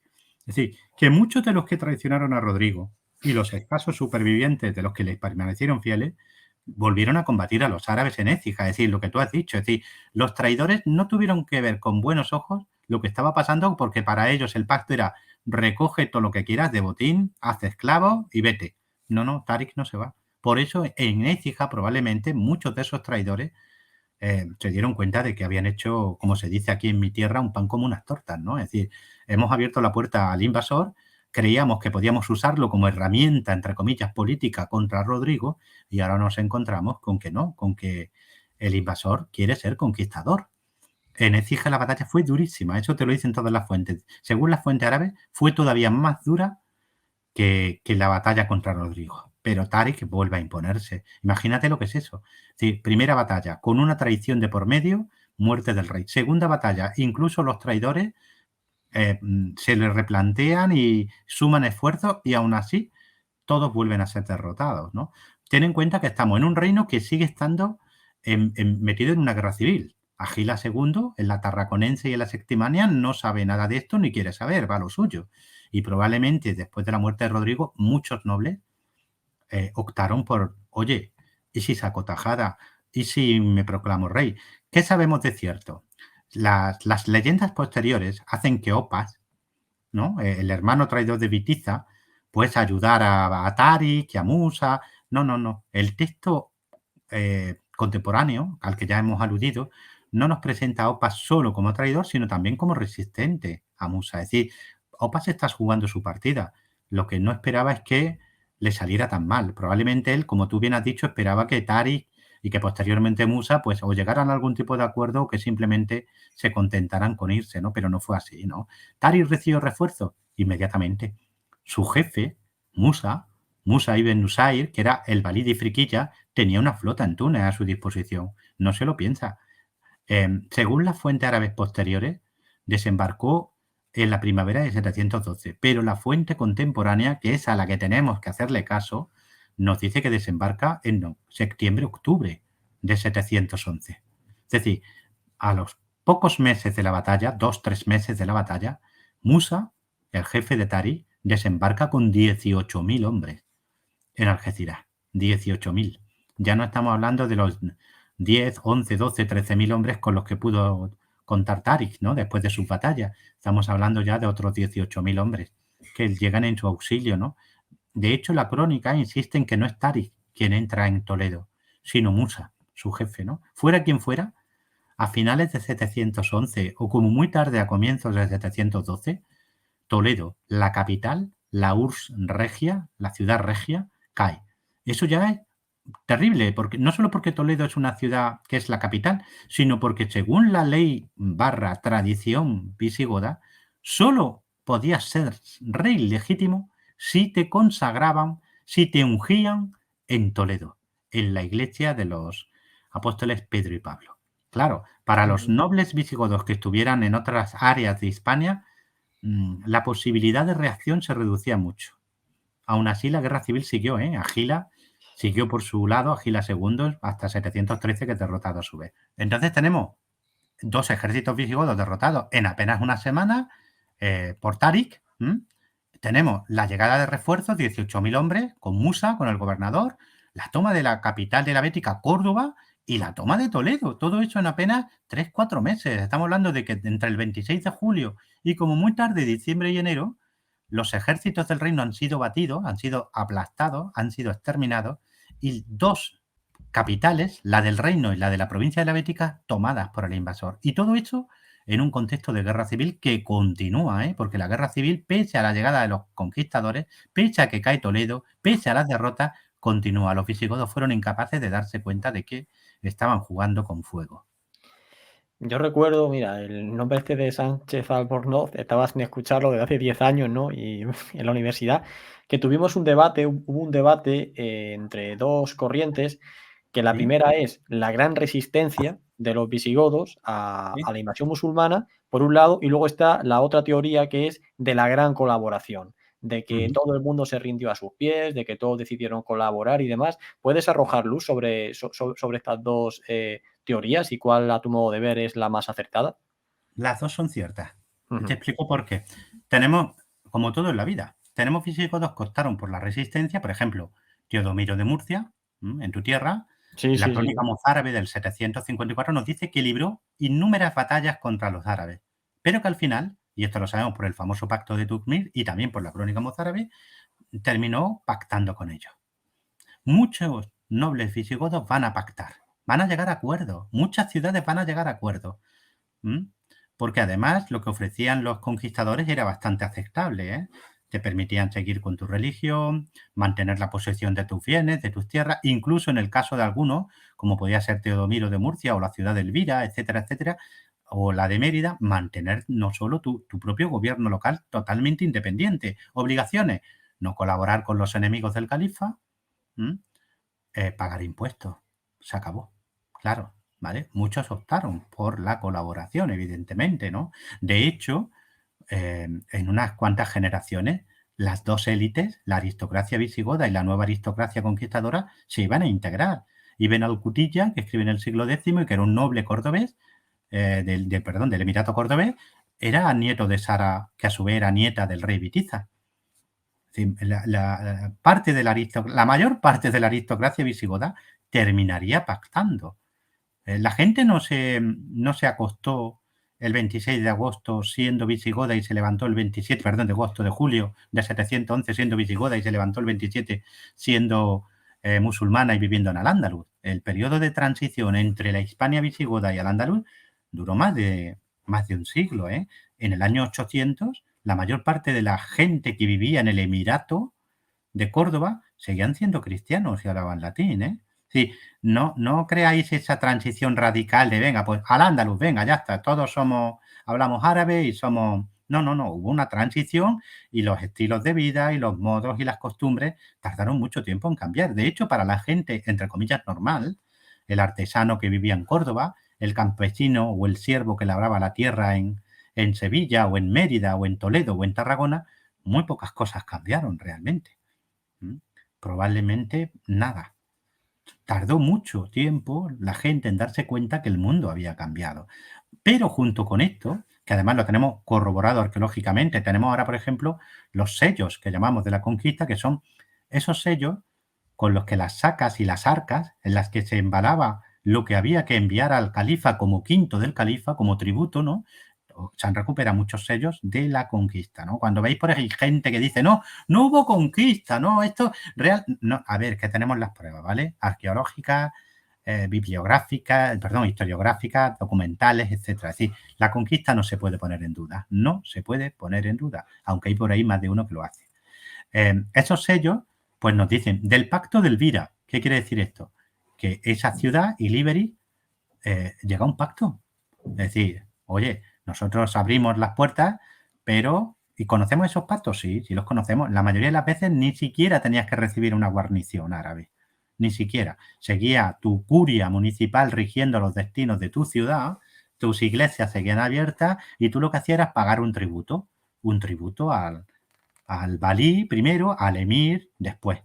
Al valí es el representante del califa, ¿no? Las cosas cambian muy poco. Fíjate que poco cambian. Que el primer valí, después de Musa el Conquistador, que es su hijo Abdelaziz, ¿sabes con quién se casa? No, no Con la recuerdo. viuda de Rodrigo, con la última reina de visigoda, con Egilona. Es decir, la fusión entre los conquistados y los conquistados fue absoluta y rápida. Ahora, también hay gente que opta por resistir, como en todo, y ahí tenéis a Teodomiro de Murcia primero, Teodomiro de Orihuela, Tucmir, ¿no? Pero también tenemos a la ciudad de Mérida, que hace una resistencia feroz, a Sevilla, que se subleva y luego vuelve a caer, y tenemos a Pelayo. Y como Sí, Pelayo seguro que hubo otros muchos.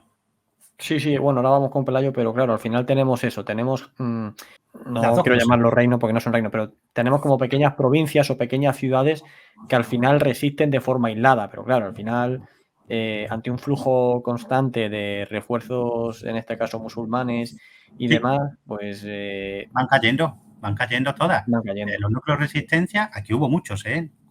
Algunos pactaron, como el de Teodomiro, otros cayeron y otros pervivieron, que van a ser los que al final pervivan, ¿no? Pero entre 711 y 715-16 podemos decir que la totalidad de la península ibérica, exceptuando algunas zonas muy, muy, muy marginales, estaba ya bajo dominio. Estamos hablando de que en 4 o 5 años el reino visigodo, que había sido la principal potencia de Occidente, fue conquistada. Y ya por último, pues te lanzo esta pregunta y luego ya vamos con otra serie de preguntas que han dejado. ¿Sí? ¿Cómo puedes resumir tú o dar un par de claves de esta rapidísima desintegración de un reino como el visigodo, que además estaba asentado sobre una Hispania romana que llevaba siglos y siglos de vida? O sea, que era un estado que estaba muy, muy Sí, sí, asentado eso entre la población. sí, sí. Pues tenemos crisis climática. Os recuerdo, estamos viviendo entre 690-95 y 725, probablemente la peor sequía, el peor periodo de aridez que haya sufrido la península ibérica en 5.000 años. Imaginaros en una sociedad en la que el éxito de la cosecha significa que sobrevivas o no sobrevivas ese invierno. Imaginaros un ciclo de malas cosechas de 30 años. Es decir, tenemos un reino golpeado por una sequía espantosa que a su vez provoca un colapso económico, un colapso social. Guerra civil. Pese a los conquistadores, pese a la invasión, los godos siguieron matándose entre ellos. Agila II continuó a su aire hasta que fue derrotado y muerto en 713. Y todavía hubo un último rey llamado Ardón que continuó peleando y combatiendo hasta 720 en la Galia narbonense, en la Galia goda, ¿vale? Crisis climática, colapso económico y social, guerra civil, enfrentamiento civil y los brotes de peste bubónica que también debilitaron mucho a la población. Probablemente un tercio de la población pereció en estos años por la peste bubónica. Un ejército enfrente, el ejército musulmán, un ejército veterano, experimentado, que venía conquistando el mundo desde hacía prácticamente 60 años, cosechando victoria tras victoria, gente muy motivada, gente también muy desesperada, porque muchos de sus integrantes son bereberes que a su vez están sufriendo la sequía en el norte de África, pero no es lo mismo sufrir la sequía siendo conquistador que siendo conquistado, viviendo del saqueo, que teniendo que vivir de una tierra que no produce. ¿Vale? Es decir, gente veterana y gente desesperada conquistando tu tierra. Y luego, a todo eso, pues tenéis que sumarle el desconcierto, el colapso moral también. Estamos hablando de gente que busca una explicación inmediatamente espiritual. ¿Qué nos está pasando? ¿Por qué estamos perdiendo la guerra frente a estos paganos / herejes porque no sabían muy bien lo que eran todavía? ¿Qué hemos hecho? ¿Por qué Dios nos abandona? Esas eran las preguntas que se hacía la gente en aquellos tiempos, en aquellos días, ¿no? Todo eso se sumó y todo eso explica que la conquista fuera tan rápida. Y además, esos conquistadores fuertes, feroces, combatientes, hábiles, te dicen, oye, ríndete, tu vida va a seguir igual. Paga este impuesto, ¿de acuerdo? Vas a pagar impuestos, más impuestos que antes, probablemente, con casi toda seguridad, porque vas a seguir pagando un impuesto extra por seguir siendo cristiano, por seguir siendo judío, por seguir manteniendo tus costumbres, pero a cambio te doy la paz. A cambio sigue viviendo conforme a tus costumbres y tus leyes. Sí, Pues claro, todo eso combinado hace que, por un lado, la resistencia fuera fuerte pero breve, y por otro, que la mayoría de la gente optara por decir, oye, vamos a integrarnos en este nuevo mundo. Al fin y al cabo, el Valí, que gobierna primero en Sevilla y luego en Córdoba, pues nos está dando una serie de ventajas y una estabilidad que nos va a permitir seguir viviendo. sí, sí. Pues vamos a pasar con unas cuantas preguntas que tenemos por Sí. aquí. La primera dice que si consideras que el tipo de monarquía por elección visigoda fue un error. Con la perspectiva, a ver, con la perspectiva que da la historia, yo diría que sí. A mí me gusta mucho porque uno lee, como he dicho antes, el Canon 75, el Cuarto Concilio de Toledo, el 633. A vosotros os han contado lo del parlamentarismo inglés, ¿no? O lo de las Cortes de León, pero es que estamos hablando de que en el año 633 hay un texto que nos dice que los obispos y los nobles, en representación de, literalmente, Hispaniae Populi, de los pueblos de España, son los que, entre comillas, deciden quién es rey, porque lo pueden deponer si se convierte en un tirano y porque son ellos, en última instancia, quienes eligen. Eso es bonito, pero en el contexto medieval es el caos. Cuando un rey fuerte muere, si no es capaz de asegurarle la sucesión a su hijo, se abre un periodo de incertidumbre y a menudo de guerra civil. Y eso evidentemente era un problemón. Sí. Pues mira, la siguiente pregunta me la ha enviado un amigo de la universidad que es experto en numismática. Bueno, pregunta que hasta qué punto hubo mezcla entre los godos y los hispanos y si los matrimonios entre ellos estaban permitidos o no. Sí, desde Leovigildo, mi libro, por ejemplo, que saco ahora se llama Leovigildo, Rey de los Hispanos, por una razón. Lo normal hubierais dicho Rey de los Godos, sí, sí, esa es la intitulatio. Pero siempre importa más cómo nos ven que cómo nos vemos. A Leovigildo, un contemporáneo franco, decir de lo que sería Francia, Gregorio de Tours, lo llama por 4 veces Rey de los Hispanos, no Rey de los Godos, de los Hispanos. No le da ese título a ningún otro y no le da a sus reyes francos el título del rey de los galos, solo se lo da a Leovigildo. ¿Por qué? Porque Leovigildo acaba con esa separación. La ley que impedía los matrimonios mixtos se acaba con Leovigildo. Y porque Leovigildo, que es un rey guerrero, que es un señor de la guerra, yo no conozco rey más guerrero en toda nuestra historia que Leovigildo, sin embargo tiene una virtud, es capaz de fundir las dos élites, las dos aristocracias, la hispana romana y la goda, en una sola, y con un objetivo, Hispania, la creación de un reino que unifique lo que habían sido los territorios de la diócesis hispaniarum de los romanos, ¿vale? Entonces tú ves hispanos romanos como Claudio, el duque Claudio, que va a ser un gran general, que están al servicio de Leovigildo, que se forman con Leovigildo. Lo que viene después, la conversión de Recaredo, a recordar que los godos al principio eran arrianos, una herejía, ¿vale? Y la población de aquí, en su inmensa mayor parte, era católica. Pues el hijo de Leovigildo también acaba con ese escollo, ya no son los que se puedan cazar entre ellos, es que ahora todos tienen, como dice uno de los textos de la época, somos un mismo pueblo y con un mismo pastor. Sí, unificación religiosa. A partir de ahí, lo que no hay nada, no hay manera de distinguir a un godo de un hispano romano en el siglo VII, imposible. Los nombres que veis, que son así muy godos, muchas veces los llevaban hispanos romanos y viceversa. Había godos de estirpe, de linaje godo, que llevaban nombres hispanos romanos. Más aún, cuando los godos llegan a Hispania, son ya un pueblo mestizo. ¿Qué quedaba de germano en Leovigildo? Muy poco, aparte del nombre. Su lengua habitual era el latín y sus antepasados no eran godos en el sentido étnico del término. Alarico crea un pueblo nuevo y ese pueblo nuevo son godos de muchas tribus, de una docena por lo menos, sármatas, alanos, gépidos, taifales y muchos provinciales romanos. Godo era el que siga al rey de los godos. Es decir, eso era ser godo realmente en el siglo VI y VII. No era algo étnico, no era algo lingüístico, no era algo que tuviera que ver con la sangre, era una identidad que se basaba en el servicio al rey. Muy, muy interesante. Em, esta también es interesante, esta pregunta. Según tu opinión, ¿los musulmanes fueron frenados en Covadonga por mérito de Pelayo o fue porque ya tuvieron falta de interés en seguir avanzando o derrotando esas últimas fuerzas cristianas. Pelayo es un personaje del que no se puede dudar su historicidad. Ahora, Covadonga tuvo que ser una escaramuza. Yo no creo que en Covadonga hubiera más de 200 o 300 hombres por cada bando tirando por lo alto, ¿eh? Lo que pasa es que no importa que Covadonga fuera grande o pequeña la batalla, lo que importa es cómo esa batalla sería luego usada por los descendientes de Pelayo. Es decir, estamos hablando de un hecho fundacional, de un hecho identitario. Es decir, los sucesores de Pelayo, un siglo más tarde, convirtieron a Covadonga en la batalla por antonomasia. Pero en el momento histórico de Pelayo, 718 o 722, no tenemos claro el año exacto de la batalla, aquello fue una escaramuza sin mayor importancia.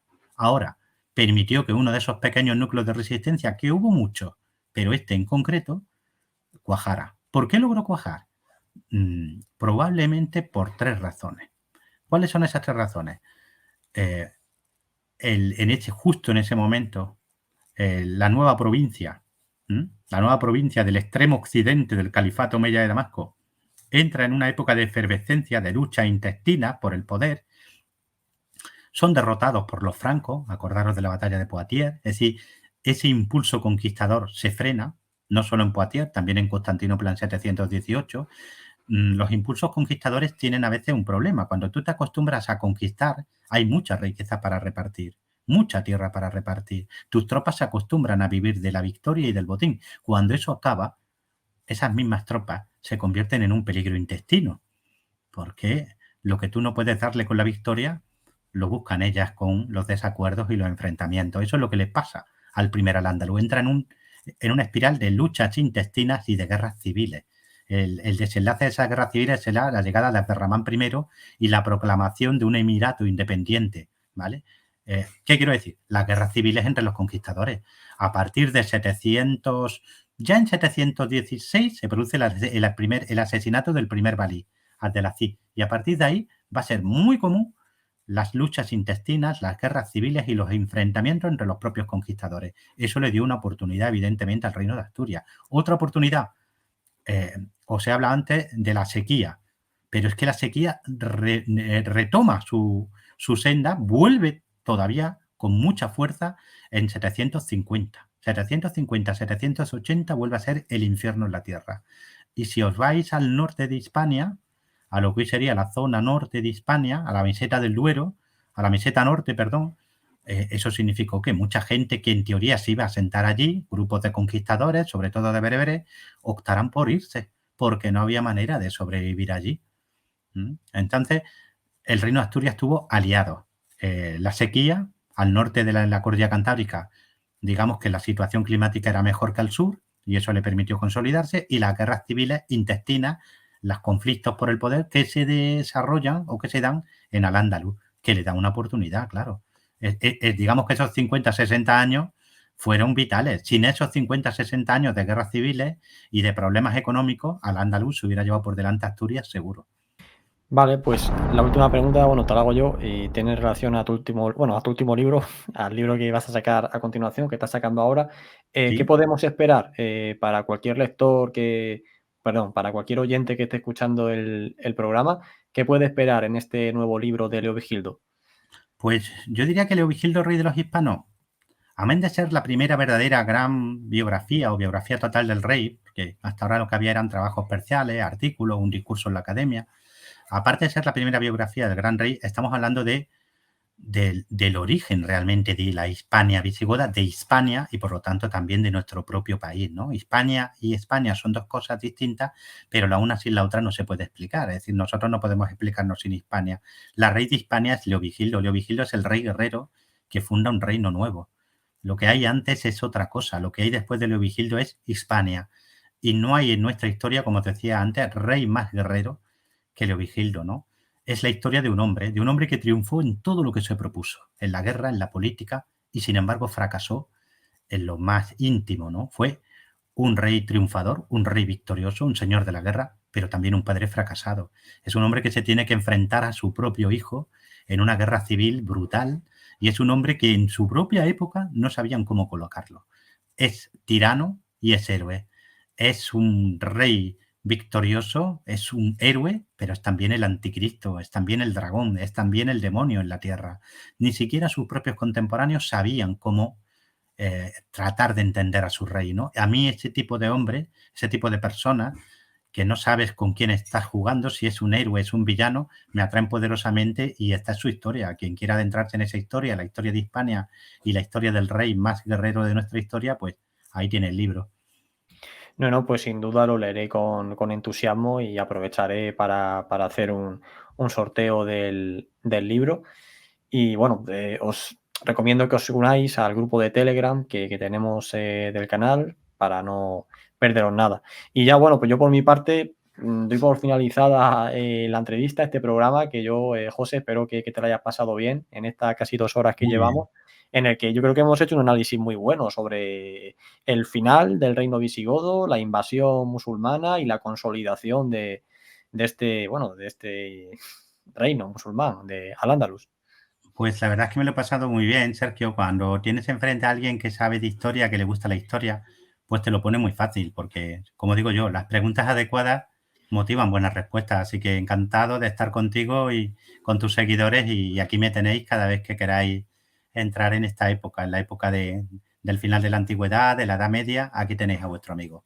Sí, sí, bueno, tendremos pendiente en su día, cuando pueda leer el libro, tenemos pendiente, por supuesto, un programa sobre Leovigildo y pues todas sus campañas militares, que a mí me Sí, interesa sí. mucho, ¿no? Cómo acaba con los suevos y tal.